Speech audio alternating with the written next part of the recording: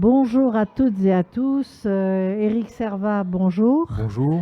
Nous sommes sur le plateau média du forum Le Monde Nouveau, un plateau animé par Radio Aviva, et merci d'être là pour nous éclairer sur la situation de l'eau, cette eau en partage, où justement, si nous n'agissons pas en commun, bien, il n'y a plus grand-chose à partager. Donc, vous militez pour que scientifiquement on avance, pour qu'on porte la bonne parole au public aussi, pour le mobiliser. Vous êtes au cœur de plusieurs réseaux et centres de recherche. Donc vous êtes directeur du Centre UNESCO de l'eau à Montpellier, 400 scientifiques fédérés. Vous êtes vice-président de Aqua Valley avec 230 adhérents, ce n'est pas rien. Et enfin, cofondateur de France Water Team avec 500 acteurs dans le dossier de l'eau, sur la question de l'eau. Donc, cette gestion de l'eau en commun qui commence à être ou trop abondante ou trop rare, est-ce que c'est quelque chose que nous devons aborder en commun déjà? Alors oui, bien évidemment, parce que l'eau finalement, elle est partout.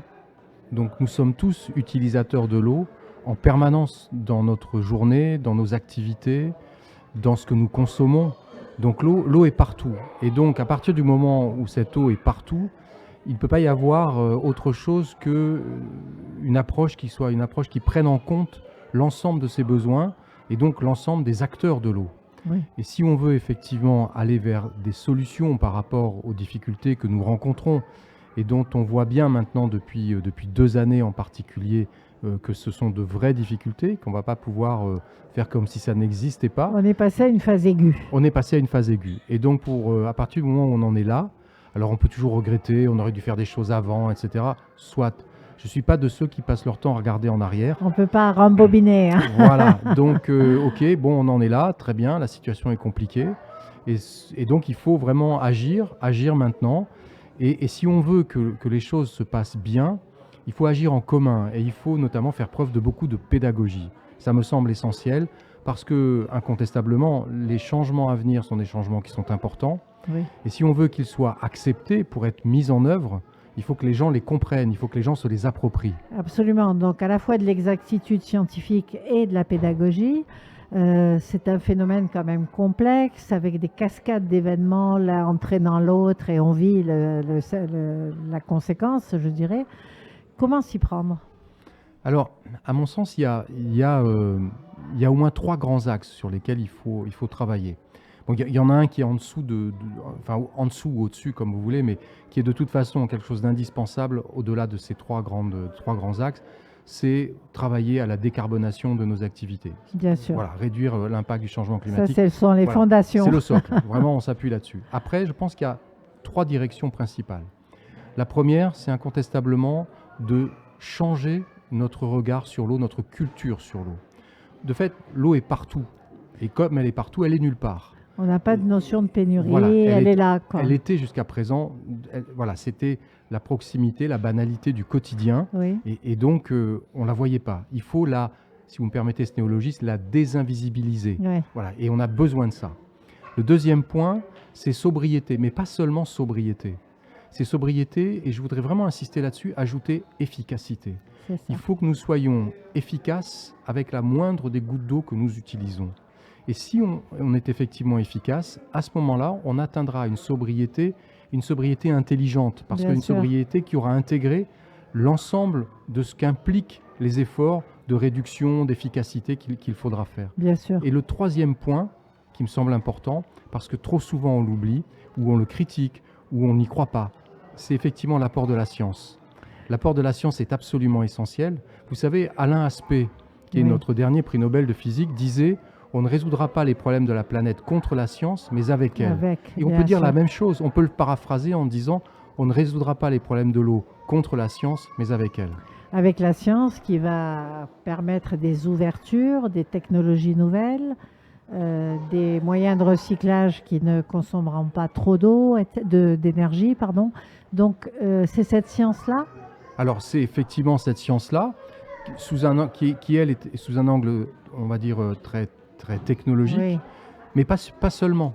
C'est-à-dire que derrière, et on l'évoquait dans l'ouverture de cette discussion, il y a toute cette dimension qui est une dimension de sciences sociales aussi. Exact. Tout ce qu'on appelle l'acceptabilité, la pédagogie dont il faut faire preuve, le fait que les gens s'accaparent les changements qui sont nécessaires aujourd'hui. Donc c'est vraiment la science dans tous ses aspects.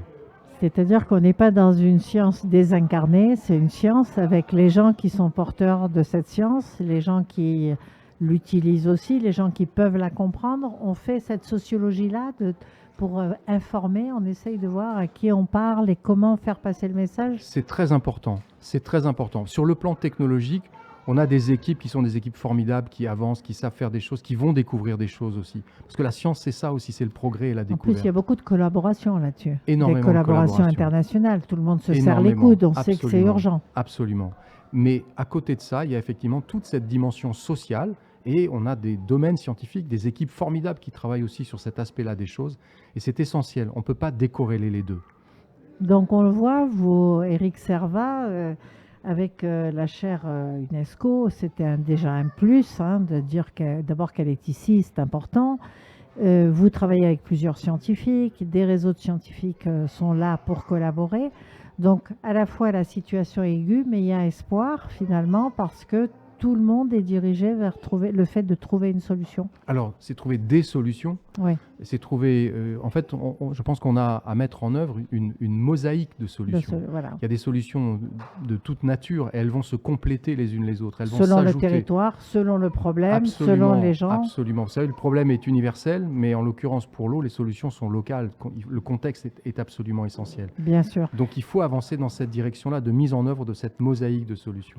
Donc, vous êtes, on pourrait dire quand même, optimiste sur le fait que la démarche scientifique conjointe va amener à des solutions ici et là. Alors, d'abord, moi, je suis optimiste par nécessité. C'est important. C'est important. Je pense qu'on ne peut pas se permettre de ne pas l'être. Et l'avantage, en essayant de raisonner de cette manière-là très positive, c'est qu'effectivement, on croit à la possibilité de mettre en œuvre des solutions, mais pour autant, encore une fois, j'insiste là-dessus, ces solutions qui viennent de la science sont un élément de l'ensemble de ce qu'il convient de mettre en œuvre avec ce changement de culture, changement de regard de comportement, et cette efficacité. De sociologie, de messages politiques, de messages généraux. On voit que les jeunes ont pris ce sujet à bras-le-corps. Donc, Éric Servat, on va trouver une solution, dites-nous oui. Solutions. On va trouver des solutions. On va trouver des solutions, mais vraiment, ce sur quoi j'insiste, c'est que, parce que vous savez, aujourd'hui, vous dites on va trouver des solutions parce que la science est au travail. Et on vous dit, vous êtes un techno-solutionniste. Non, c'est impossible ça. Voilà. Non. Donc, on est au travail, nous les scientifiques, oui, parce que c'est un élément important de notre réponse à la crise qui existe.